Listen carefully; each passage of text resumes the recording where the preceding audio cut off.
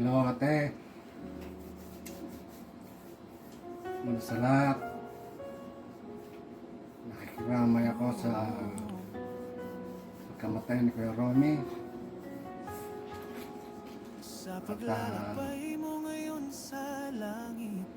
alam ko, mahirap para sa'yo ang mawalan ng mahal sa buhay.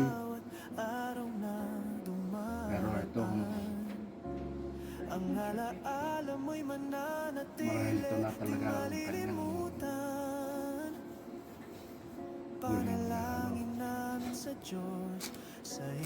kanyang yugto ng kanyang buhay. Siguro ito na rin ang kagustuhan ng Diyos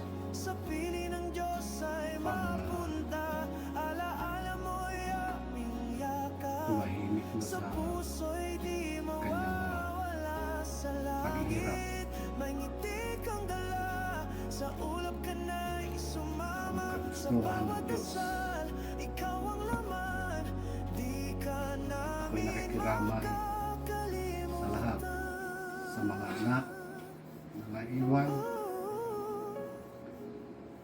at ay pagpaumanhin mo kung kami man ay hindi makaka-uwi para sa libing ng Kuya Romy dahil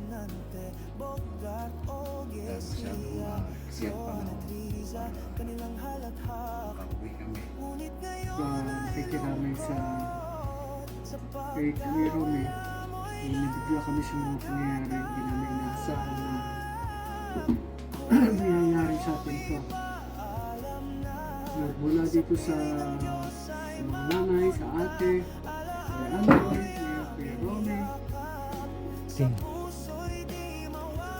kay Andoy, at kay Tingon. Hopefully naman siguro maging malakas pa tayo hanggang sa ngayon. Hopefully siguro maayos naman ang siguro ang kalagayan mo ngayon.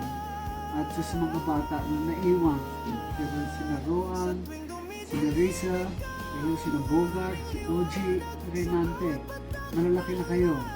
Alam na ninyo, gusto lang namin sana matulungan ninyo ang nanay nyo. Mag-iingat kayo palagi.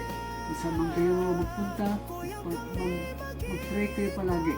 Huwag ninyo kalilimutan yan. Ate, mag-ingat ka ate. We love you. Hello Ate Sita, kamusta ka na? Nakikiramay kami sa pagkawala ni Kuya Romy.